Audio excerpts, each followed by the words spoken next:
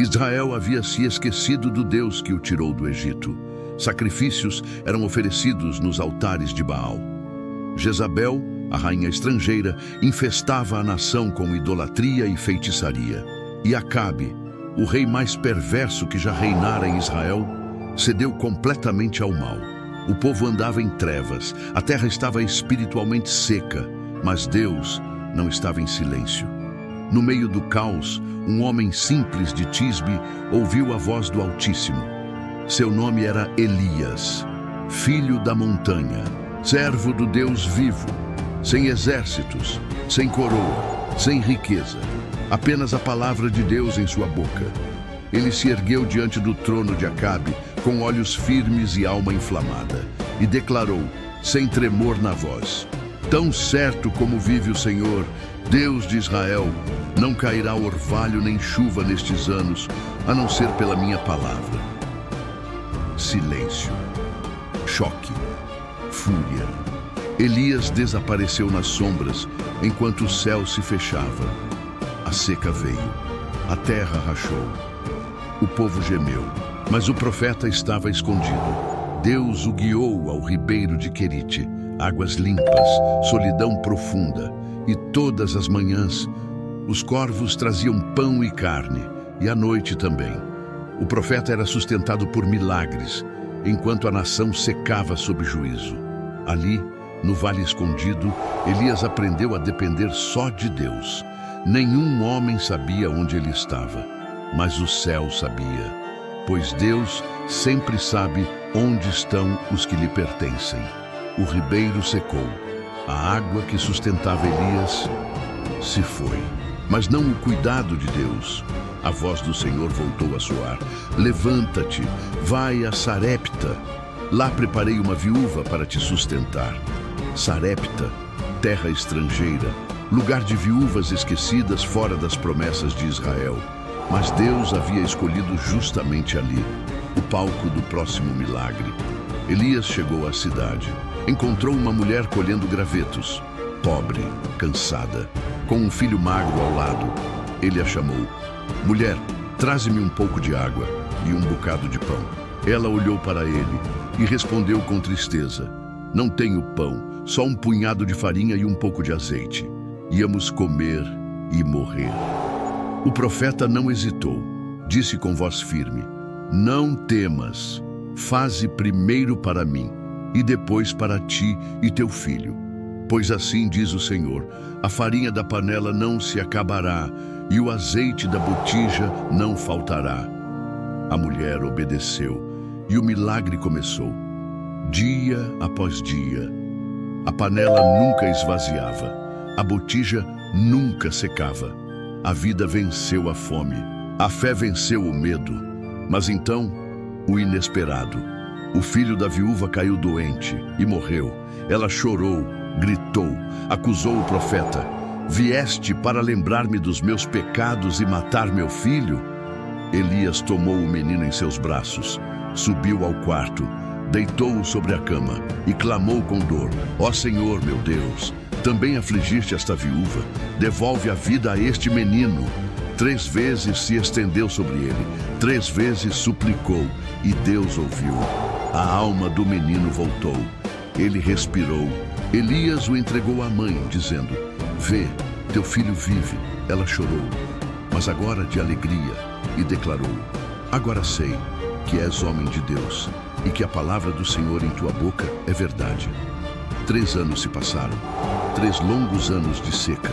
A terra gemia, rachada, estéril, condenada. Acabe procurava Elias por toda parte, mas não podia encontrá-lo, até que um dia o profeta surgiu, em pé, na estrada, com os olhos queimando como brasa. Quando Acabe o viu, gritou: és tu, perturbador de Israel? Elias respondeu sem medo: não sou eu quem perturba Israel, mas tu, que abandonaste os mandamentos do Senhor. Então ele lançou o desafio: reúna todo o povo no Monte Carmelo, tragam os 450 profetas de Baal e os 400 de Azerá. Hoje saberemos quem é Deus. O povo subiu. O monte ficou repleto de olhares confusos, de corações divididos, de sacerdotes arrogantes. No alto do monte, Elias se ergueu e bradou: Até quando cocheareis entre dois pensamentos? Se o Senhor é Deus, segui-o, mas se Baal, segui-o. Silêncio. Então ele propôs: 2 novilhos, 2 altares.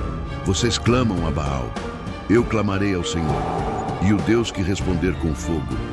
Esse é Deus, o povo murmurou e aceitou.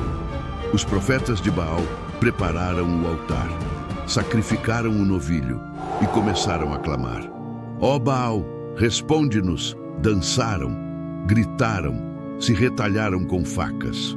O sangue deles corria, mas o céu permanecia calado. Ao meio-dia, Elias zombou: Gritem mais alto, talvez Baal esteja meditando, ou dormindo, ou viajando. Eles clamaram até o pôr do sol. Nada aconteceu. Então, Elias se aproximou, calmamente, sozinho, sem espetáculo. Reconstruiu o altar do Senhor com 12 pedras, cavou um rego ao redor, colocou lenha, preparou o sacrifício e mandou derramar água sobre tudo, 3 vezes, a lenha encharcada, a terra encharcada, o sacrifício coberto de água.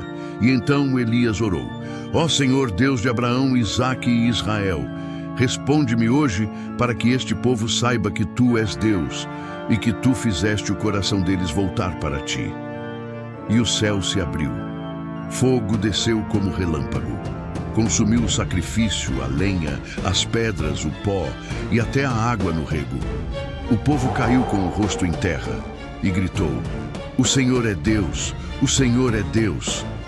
Elias então ordenou: Prendam os profetas de Baal, que nenhum escape. Foram levados ao ribeiro de Quizon e ali foram executados. Logo após, Elias subiu ao topo do monte, dobrou os joelhos e orou por chuva. 7 vezes mandou seu servo olhar para o mar. Na 7ª, uma nuvem surgiu, pequena como a palma da mão. Elias se levantou, o vento soprou e a chuva voltou a cair sobre Israel. A chuva havia voltado, o fogo havia descido, Deus havia se manifestado, mas Jezabel não se dobrou. Ao ouvir tudo o que Elias fizera, ela enviou uma mensagem: Que os deuses me façam o pior, se amanhã, a esta hora, Elias ainda estiver vivo. O coração do profeta se abalou. Ele, que enfrentara reis, que desafiara multidões, fugiu, foi para o deserto, sozinho, cansado, vazio. E ali, debaixo de um zimbro, caiu ao chão e orou, com voz embargada: Basta, tira a minha vida, Senhor, pois não sou melhor do que meus pais. Dormiu, a alma pesada, o corpo exausto, o espírito esmagado. Mas Deus não o repreendeu.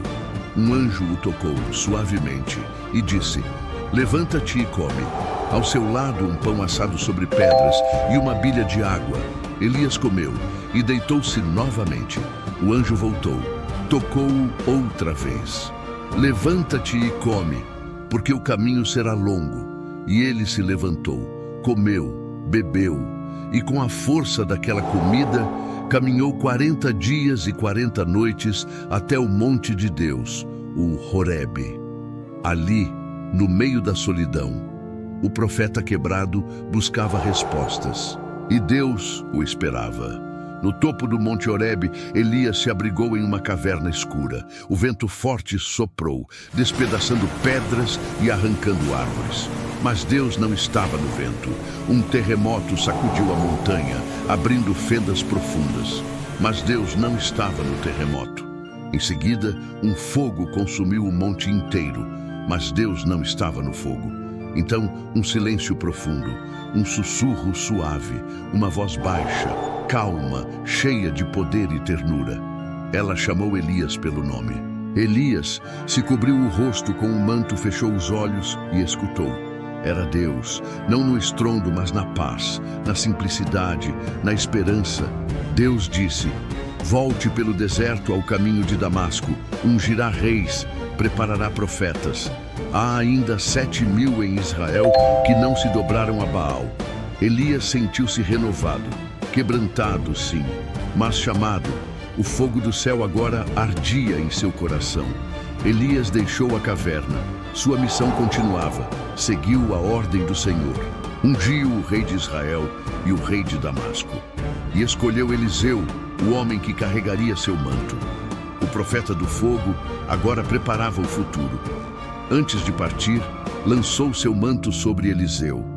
O discípulo entendeu o chamado. Com um clamor, seguiu o mestre. Elias foi levado ao céu num carro de fogo. Mas seu legado ficou. O fogo da fé, da coragem e da obediência arde até hoje. Sua história nos lembra que Deus levanta os quebrantados, que Ele chama os cansados e que sua voz, mesmo num sussurro, pode mudar a história.